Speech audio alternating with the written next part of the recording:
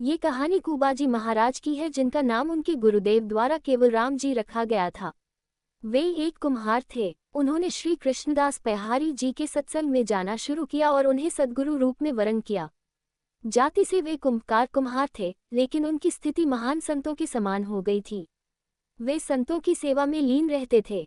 उन्होंने समझ लिया कि संत सेवा ही भगवत कृपा का मुख्य साधन है। यदि संतों की आराधना की जाए तो भगवान को प्राप्त करना सहज हो जाता है।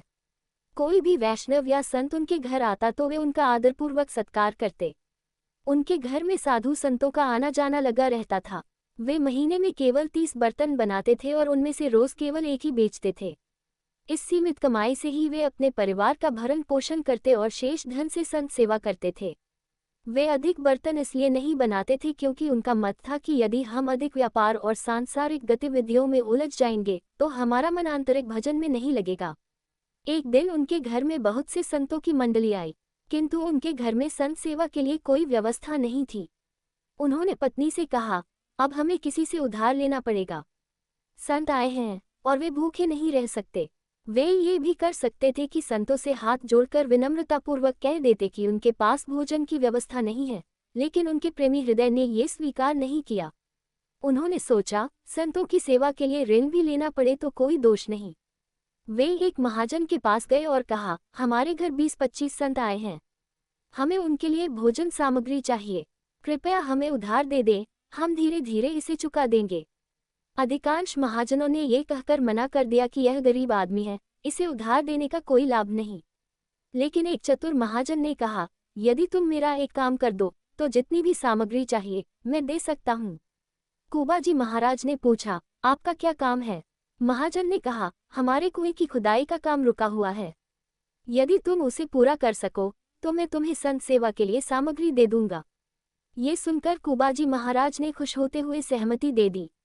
कुबाजी ने संतों की सेवा के लिए उधार लेना भी स्वीकार कर लिया।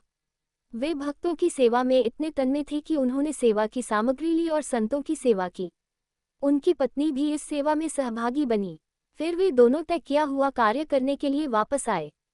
वे खुदाई करते हुए हर फावड़े के साथ राम नाम का उच्चारण करते। पत्नी मिट्टी बाहर फेंकती और वे आपस में भी ईश्वर के नाम लेकर ही संवाद करते। उन्हें मेहनत करता देखकर महाजन को तो आनंद हो गया। वह सोचने लगा कि थोड़ी सामग्री देकर उसने बहुत बड़ा कार्य करवा लिया। जैसे जैसे फावड़ा चलता केवल राम जी सियाराम कहते, मिट्टी निकालकर तसले में रखते और संकेत में अपनी पत्नी से कहते सियाराम, अर्थात उठाओ।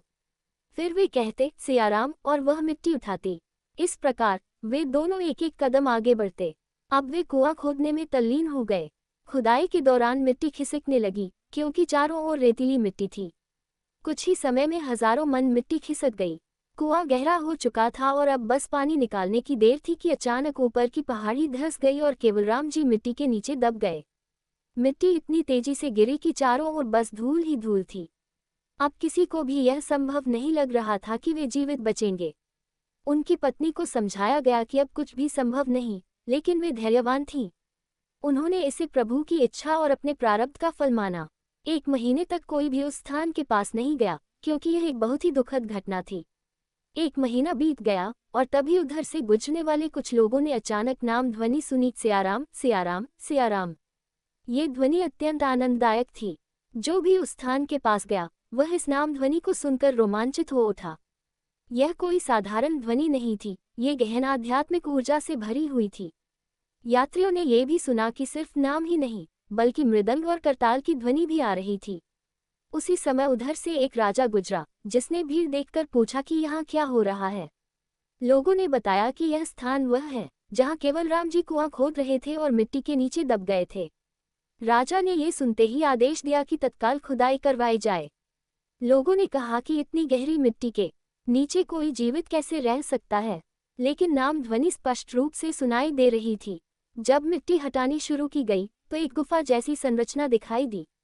प्रभु की कृपा देखिए, जहाँ केवल राम जी बैठे थे वहाँ मिट्टी नीचे तक नहीं गिरी थी बल्कि ऊपर ही रुक गई थी।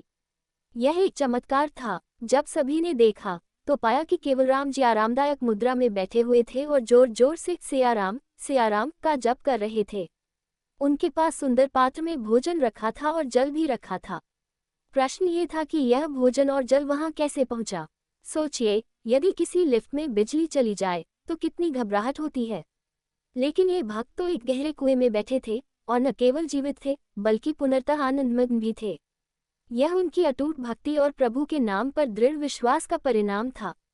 ये नाम जप का प्रभाव था कि उन्होंने किसी भी प्रकार की घबराहट महसूस नहीं की। जो भक्त सच्चे मन से नाम जप करता है उसका पालन पोषण स्वयं प्रभु करते हैं। जब खुदाई पूरी हुई तो सभी ने देखा कि केवलराम जी सुरक्षित थे। बस उनकी पीठ पर हल्की चोट आई थी, लेकिन वे पुनर्तः स्वस्थ थे। वे पूरे 1 महीने से उस स्थान पर थे और फिर भी उनके पास जल और भोजन उपलब्ध था। अब नगर के लोग दौड़ दौड़ कर आ रहे थे। अलग अलग गांवों से लोग भेंट लेकर आ रहे थे। यह आश्चर्य की बात थी कि 1 महीना बीत जाने के बावजूद वे जीवित थे और भजन कर रहे थे। लोग श्रद्धा से उनके चरणों में झुक गए। ये ईश्वर की कृपा थी, ये नाम जप की महिमा थी। नाम जप में अद्भुत शक्ति है। ये केवलराम जी का दृढ़ विश्वास और भजन ही था जिसने उन्हें मृत्यु के मुख से बाहर निकाला। ये भगवान के नाम की अपार महिमा को दर्शाता है।